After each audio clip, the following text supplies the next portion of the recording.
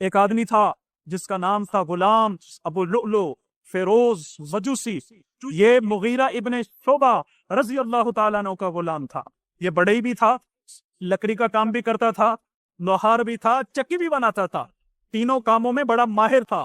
جب مدینہ منورہ میں آیا، اس نے کاروبار شروع کیا تو حضرت مغیرہ ابن شعبہ رضی اللہ تعالیٰ عنہ نے روزانہ 2 درہم اس کے اوپر محصول مقرر کی کہ تم روزانہ 2 درہم کما کے مجھے دو گے. وہ شکایت لے کے امیر المومنین عمر ابن خطاب رضی اللہ تعالیٰ عنہ کے پاس آ گیا. کہنے لگا میرا مالک روزانہ مجھ سے 2 درہم محصول وصول کرتا ہے. آپ نے فرمایا تم کیا کام کرتے ہو؟ کہنے لگا اے عمر ابن خطاب رضی اللہ تعالیٰ عنہ، میں لکڑی کا بھی کام کرتا ہوں، میں چکی بھی بناتا ہوں، اور میں لوہار بھی ہوں. حضرت عمر نے فرمایا بھائی اتنے ہنر رکھنے والا آدمی، اس کے اوپر 2 درہم کا محصول، یہ کوئی زیادہ نہیں. وہ ابو لؤلؤ فیروز مجوسی یہ بات سن کے نا اندر سے ہل گیا. کہتا ہے حضرت عمر نے میری بات کو توجہ سے نہیں سنا، میرے ساتھ معذاللہ انصاف کا معاملہ نہیں کیا. حضرت عمر کا تو عدل کائنات میں مشہور، عدل فاروقی کی لوگ دنیا میں مثال دیتے ہیں، اس کے پاس ہنر اتنے زیادہ تھے. پھر حضرت عمر نے فرمایا ابو لؤلؤ میں نے سنا ہے تو چکی بہت اچھی بناتا ہے. کہنے لگا ہاں میں بہت اچھی چکی بناتا ہوں. حضرت عمر نے فرمایا میرے لیے بھی ایک چکی بناؤ. کہنے لگا آپ کے لیے اسی چکی میں بناؤں گا جس کی شہرت مشرق اور مغرب میں ہو جائے.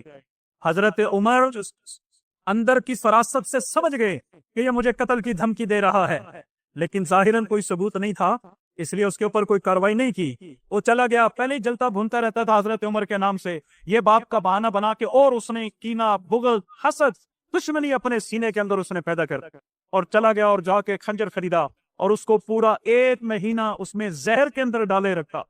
اندر ہی اندر حضرت عمر کو دیکھ کر چلتا رہتا تھا، بھونتا رہتا تھا. اور ادھر سے امیر المومنین سے دعا تھی کہ اللہ مجھے موت بھی ہو، شہادت کی بھی ہو، اور رسول اللہ کے مبارک شہر میں ہو. کتنی بڑی مبارک دعائیں مانگی. میرے بھائیو موت تو آنی ہے، گھر میں بھی آنی ہے، ہسپتال میں بھی آنی ہے، اللہ کے راستے میں بھی آنی ہے، میدان جہاد میں بھی آنی ہے. اس لیے مبارک ہے وہ موت جو اللہ کے راستے میں آ جائے، مبارک ہے وہ موت جو دوران حج آ جائے، مبارک ہے وہ موت جو مسجد میں آ جائے، مبارک ہے وہ موت جو قرآن پڑھتے پڑھاتے آ جائے. مرنا مقدر ہے. جو اپنے گھروں میں بیٹھے رہتے ہیں کیا وہ نہیں لڑتے؟ روز اعلان ہوتے ہیں، لوگ کہاں مرتے ہیں؟ اپنے گھروں میں مرتے ہیں، اسپتال میں مرتے ہیں، کیونکہ مرنا ٹوٹنا اس دنیا کا مقدر ہے. لیکن عقل مند بندہ وہ ہے جو موت سے پہلے موت کی تیاری کر رہا ہو اور اپنے مرنے کے بعد کی زندگی کو اپنے آنکھوں سے دیکھ رہا ہو. حضرت امیر المومنین کو پتا تھا کہ موت برا کیا، موت آنی ہے. پھر اللہ سے وہ موت مانگی جو حق بھی ہو، شہادت بھی ہو، مصلی رسول کی بھی ہو، مدینہ پاک کی بھی ہو، اور اللہ تعالیٰ نے اس دعا کو قبول فرمایا. ایک دن فجر کی نماز کے لیے تشریف لائے، اور فجر چونکہ مسجدوں میں اس طرح چاندنا نہیں تھا، زیادہ سے زیادہ چراغ جلاتے تھے، اتنی زیادہ روشنی نہیں ہوتی تھی. حضرت عمر آواز لگاتے لگاتے آ گئے مصلی رسول پر، پیسہ پہ سیدھی کر لو. ابو لؤلؤ فیروز مجوسی وہ بالکل امیر المومنین عمر ابن خطاب رضی اللہ تعالیٰ عنہ کے پیچھے کھڑا تھا. تو جو ہی آپ نے نماز شروع کی، امیر المومنین عمر ابن خطاب کی نماز وہ سور تھی، اکثر و بیشتر بڑی صورتیں، سورہ کہف وغیرہ فجر کی نماز میں تلاوت کرتے تھے، اور بہت زیادہ نماز کے اندر رویا کرتے تھے. ایک دفعہ نماز پڑھا رہے تھے، سورہ کہف پڑھ رہے تھے، جب یہ آیت پڑھی نا انما اشکو بثی وحزنی الی اللہ واعلم من اللہ ما لا تعلمون، ایسے نماز میں روئے کہ ہچکیاں بن گئی، سانس رک گیا، آواز آنا بند ہو گئی، اتنا زیادہ اللہ کے خوف سے رویا کرتے تھے. ان کی نمازیں تھیں شور. اللہ معاف کریں، ہماری نماز میں تو 4 رکعت کی نماز میں اللہ کا خیال بھی نہیں آتا کہ ہم کہاں کھڑے ہیں، کس کے سامنے کھڑے ہیں، کیوں کھڑے ہیں. ان کی نمازیں بڑی جاندار نمازیں تھیں.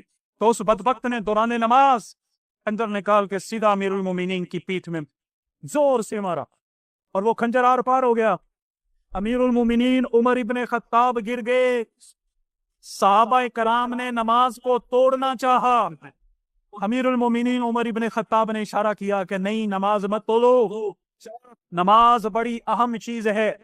عبد الرحمن ابن عوف رضی اللہ عنہ کو اشارہ کیا کہ آپ آگے بڑھو، نماز مکمل کراؤ. یعنی اپنی شہادت کو گوارا کر لیا، لیکن نماز کو توڑنا گوارا نہیں کیا. نماز کتنی اہم چیز ہے. اور جب خنجر لگا تو کئی دن تک، 2-3 دن تک بے ہوش بھی رہے، درمیان میں افاقہ ہوتا تھا. ایک دفعہ نماز کا ٹائم آیا اور آپ ہوش میں نہیں. ایک صحابی نے کہا مجھے پتا ہے یہ کیسے ہوش میں آئیں گے. کہا جی کیسے ہوش میں آئیں گے؟ کہا ابھی آ جائیں گے دیکھنا. جا کے کان نے کہا الصلاۃ یا امیر المؤمنین، نماز مومنی کے امیر. فوراً تو گوارا کر لیا، آنکھ کھل گئی اور فرمایا ہاں ہاں مجھے وضو کراؤ، نماز پڑھاؤ. میرے کانوں نے میرے نبی سے سنا ہوا ہے اس شخص کا اسلام میں کوئی حصہ نہیں ہے جو نماز نہ پڑھتا. نماز اتنی اہم چیز تھی ان کے ہاں، ہوش میں نہیں. آج ہمارا کیا حال، نماز کیسے ہم نے چھوڑ دی ہے. اللہ معاف کرے. 8 دن کے بعد صرف ایک جمعے کی نماز پڑھتے ہیں. 8 دن کے بعد صرف ایک جمعے کی نماز پڑھنے کے لیے مسجد میں آتے ہیں. 8 دن کے بعد باقی سارا ہفتہ چھٹی. مؤذن 5 مرتبہ دل میں حی علی الصلاۃ حی علی الفلاح کہتا ہے، لیکن ہمیں نماز کا کوئی خیال نہیں. تو صحابہ جب نماز پڑھتے تھے تو بالکل جڑ جڑ کے کھڑے اسے چھوڑ دی ہے. اس کو باہر ابو لولو فیروز مجوسی کو باہر نکلنے کا موقع نہیں ملا صرف، اور وہیں جا کر اس نے مسجد نبوی کے اندر ہی اپنے آپ کو خنجر مار کے خودکشی کر لی اور واصل جہنم ہو گیا. تو یہ امیر المومنین عمر بن خطاب رضی اللہ تعالی عنہ ہے، جو کتنے خوش قسمت ہیں جن کو شہادت ملی. کہاں؟ مدینہ پاک. شہادت ملی کہاں؟ صلی رسول پہ. شہادت ملی کہاں؟ صلی رسول پہ. اور شہادت ملی کس جگہ پر؟ دوران نماز مصلی رسول پر جن کو شہادت ملی. کتنی بڑی بات ہے، کتنا بڑا اونچا مقام ہے، کتنی بڑی بات ہو رہی ہے، کتنا بڑا اللہ تعالیٰ نے اونچا مقام ان کو دیا ہے. قربان جائیں، کسی کی شہادت کی گواہی میدان بدر دے گا، کسی کی شہادت کی گواہی میدان احد دے گا، کسی کی شہادت کی گواہی کوئی جگہ دے گی، کوئی جگہ دے گی. قربان جائیں امیر المومنین عمر بن خطاب، آپ کی شہادت گواہی وہ مصلی دے گا جہاں ایک لمبے زمانے تک اللہ کے رسول صلی اللہ علیہ وسلم نے کھڑے ہو کے نماز پڑھائی. اتنا بڑا وہ مصلی گواہی دے گا، اتنی بڑی بات. اور 3 دن تک ہوش میں نہیں تھے، افاقہ ہوتا تھا، نماز کرتے تھے، اشارے کرتے تھے، وضو فرماتے تھے. جب آخری ٹائم آیا تو حضرت عبداللہ ابن عمر رضی اللہ تعالیٰ عنہ نے سر مبارک اٹھا کے اپنی ران پہ رکھ لیا. اتنا زیادہ اللہ کا خوف، اور اپنے سر کو ایسے جھٹکا دے کے نیچے گرا دیتے اور مٹی کو اپنے سر پہ ملتے تھے کہ رسول، اور کہتے تھے عمر اگر تیرے رب نے تجھے معاف نہ کیا تو تو ہلاک ہو جائے گا. میرے بھائیوں، وہ معاف شدہ لوگ تھے، وہ یقینی جنتی لوگ تھے. حضرت عمر کو تو بارہا جنت کی بشارت ملی ہے، لیکن یہ میری اور آپ کی تعلیم کے لیے تھا. اور اپنے بیٹے عبداللہ ابن عمر کو فرمایا کہ جب میرا جنازہ تیار ہو جیسے جاؤ ام المومنین سیدہ عائشہ صدیقہ رضی اللہ تعالیٰ عنہ سے سوال کرو، پوچھو کہ آپ کا بیٹا عمر، اس کی خواہش ہے کہ میں روضہ رسول میں جناب رسول اللہ صلی اللہ علیہ وسلم کے پہلو میں دفن ہونا چاہتا ہوں.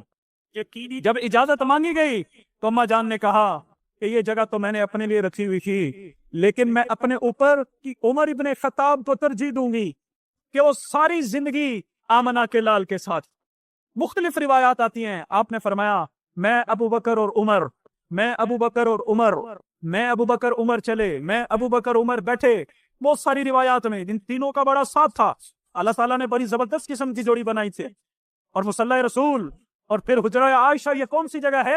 یہ وہ جگہ ہے جس کے بارے میں سرکار نے فرمایا ماں بین بیتی و منبری روضۃ من ریاض الجنہ. میرے منبر سے لے کر میرے حجرے تک یہ درمیان کی یہ جو ساری جگہ ہے، یہ جنت کی کیاریوں میں سے ایک بہت بڑی کیاری ہے.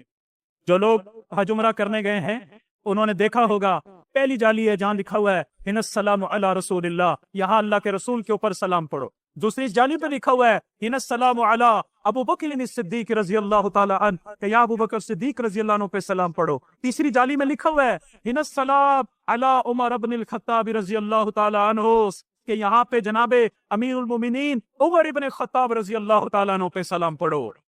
اور پھر اپنے بیٹے کو وصیت کی کہ ایک دفعہ تو آپ نے اجازت لے لی جب میرا جنازہ اٹھا کے لے کے چلو نا، پھر ایک دفعہ جنازہ پڑھنے کے بعد ماں رکھ دینا، دوبارہ سے اماں جان سے اجازت مانگنا، اگر وہ اجازت دے دے تو روضہ رسول میں دفن کر دینا، وگرنہ جنت البقیع میں دفن کر دینا. قربان جائیں سیدہ عائشہ صدیقہ کے ظرف پر، انہوں نے اپنے اوپر، کیونکہ وہ حجرہ بھی سیدہ عائشہ کا تھا، ایک ان کے والد محترم کی قبر تھی، ایک ان کے کامن کائنات کے دلے اور سردار حضرت محمد مصطفیٰ صلی اللہ علیہ وسلم کی مبارک قبر. اپنی اجازت لے لی لیکن انہوں نے اپنے اوپر امیر المومنین عمر ابن خطاب رضی اللہ عنہ کو ترجیح دی، اور ترجیح دے کے انہوں نے عمر ابن خطاب رضی اللہ تعالیٰ عنہ کو روضہ رسول میں دفن ہونے دیا۔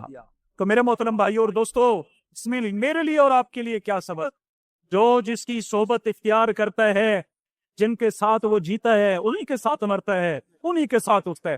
اور آپ نے فرمایا سب سے پہلے انا افضل من تنشق عنہ الارض، جب قیامت کا ڈنکا بجے گا سب سے پہلے میری قبر کو کھولا جائے گا، میرے دائیں ابو بکر ہوں گے، میرے بائیں عمر ہوں گے، اور دونوں کے کندھوں پر ہاتھ رکھ کر میں میدان حشر کی طرف روانہ ہوں گا۔ سبحان اللہ، دنیا میں بھی ساتھ، روضہ رسول میں بھی ساتھ، اور جنت میں بھی ہمیشہ ہمیشہ کا ساتھ رہے گا۔ کیوں رہے گا؟ اس لیے کہ امیر المومنین عمر ابن خطاب نے، صحابہ کرام نے، اہل بیت اطہار نے اپنا سب کچھ اللہ کے رسول کے اوپر قربان کر دیا۔ انہوں نے اپنی مال کو نہیں دیکھا، اپنی جان کو نہیں دیکھا، اولاد کو نہیں دیکھا، سب سے زیادہ بڑھ چڑھ کر انہوں نے اگر کسی ہستی سے پیار کیا ہے تو وہ حضرت محمد صلی اللہ علیہ وسلم کی پاک ہستی ہے۔ تو اس لیے میرے بھائیو، اس واقعے میں ہمارے لیے سبق ہے، ایک ہم نماز کا اہتمام کریں۔ نماز کسی حال میں معاف نہیں ہے۔ معاف کرنا، آج 95% مسلمان نماز سے غافل، 3% مسلمان نماز پڑھی نہ پڑھی، کچھ اور کی اثر کے ٹائم پڑھ لی، اثر کی مغرب کو پڑھ لی، مغرب کی عشاء کو پڑھ لی، فجر کی 9 بجے اٹھ کے پڑھ لی۔ نہیں میرے بھائیو، نماز ایک اہم ستون ہے اسلام کا۔ اب یہ دیکھو ہمارا چھت کھڑا ہے، یہ ستون ہے، اگر درمیان سے ستون ہٹا دیے جائیں یہ چھت قائم نہیں رہے گا۔ آپ نے فرمایا الصلاۃ عماد الدین، نماز دین کا ستون ہے۔ فمن اقامها فقد اقام الدین، جس نے نماز کو قائم کیا اس نے دین کو قائم کیا۔ ومن ہدمها فقد ہدم الدین، جس نے نماز کو گرا دیا اس نے دین کی بلڈنگ کو گرا دیا۔ کفر اور اسلام کے درمیان میں فرق کرنے والی چیز نماز ہے۔ تو یکم محرم الحرام کا یہ پیغام ہے، من نمی دانم کے جنوری فروری، ہمارا سال تو محرم سے شروع ہوتا ہے۔ فارسی کا شاعر کہتا ہے میں نہیں جانتا جنوری فروری کیا ہے، حالانکہ سورج بھی اللہ نے پیدا کیا کہ جو جنوری فروری میں نے یہ سورج کے اعتبار سے اور یہ محرم صفر ربیع الاول یہ چاند کے اعتبار سے یہ دونوں مہینے اللہ کے پیدا کرتا ہے، لیکن مسلمان اسلامی تاریخوں کے اعتبار سے چلتا ہے۔ چاند دیکھ کے عید کرتا ہے، چاند دیکھ کے روزہ رکھتا ہے۔ تو محرم الحرام کی پہلی تاریخ کا یہ پیغام ہے کہ مرتے مرتے مر جاؤ لیکن نماز مت چھوڑو۔ یکم محرم الحرام کا یہ پیغام ہے، اگر عشق مصطفیٰ میں جیو گے تو پھر عشق مصطفیٰ میں موت آئے گی، اور پھر عشق مصطفیٰ والوں کے ساتھ حشر ہوگا، اور پھر جنت الفردوس میں سرکار دو عالم صلی اللہ علیہ وسلم کا پڑوس نصیب ہوگا۔ یہ یکم محرم الحرام کا پیغام ہے کہ اپنے آپ کو، اپنی مرضی کو ختم کر دو، سرکار دو عالم صلی اللہ علیہ وسلم کی مرضی کو فالو کرو، ان کی مرضی کو دیکھو کہ وہ کیا چاہتے ہیں، کیا مرضی ہے، کیا منشا ہے۔ تو میرے بھائیو، اس واقعے کے اندر میرے لیے اور آپ کے لیے بہت بڑا سبق ہے۔ تو آؤ پھر ہم سب نیت کر لیں کہ جس طرح امیر المومنین عمر ابن خطاب نے اللہ کے رسول سے لاڈ کیا، پیار کیا، اپنا سب کچھ ان کے اوپر قربان کیا، یہاں تک کہ ان کے نام پہ چھان دے دی، تو ہم سب کے دل میں یہ جذبہ پیدا ہو جائے کہ ہم بھی انشاءاللہ اللہ اور اس کے رسول کے نام پہ جان دیں گے، نماز کا اہتمام کریں گے، بقیہ ساری زندگی صاحب شریعت حضرت محمد صلی اللہ علیہ وسلم کی غلامی میں گزاریں گے۔